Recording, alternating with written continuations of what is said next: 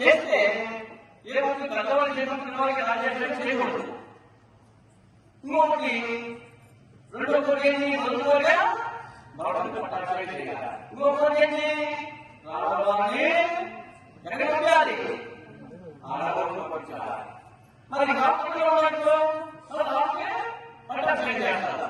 ఇక్కడ డాక్టర్లో ఉంటే జీవితంలో ఉండగా తప్పని చేయాలి. అప్పుడే రాజ్యం చేస్తారు. అందువల్ల రాజువారి వరవాన్ని పంపించాలా తప్పలు అని చెప్తుంది. అప్పుడు ఆయన ఏం చేస్తారు?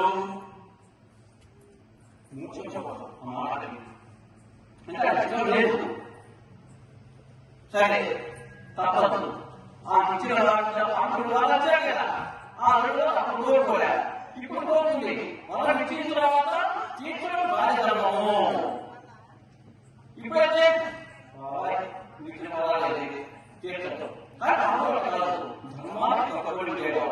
రామో విగ్రహాన్ ధర్మ అన్నారు. రాముడు మూర్తిభవించినటువంటి ధర్మమూర్తి. అందుకే ఆయన మన మధ్యలో పుట్టాడు. ఆయన వాస్తవంగా పరమాత్ముడే, కానీ మనుషుల మధ్యలో పుట్టాడు, మనుషుల మధ్యలో పెరిగాడు, మనుషుల మధ్యలో ఆయన చివరి మధ్యలో చేశాడు. అంతేగా, అందుకే రాముడు దేవుడు. మన మధ్యలో ఉన్నట్టే మన దేవుడే.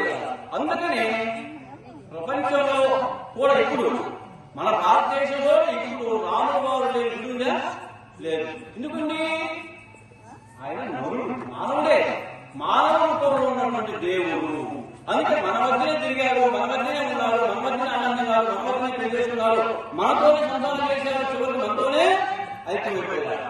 అందుకే ఆయన రాముడు దేవుడు. మన మధ్య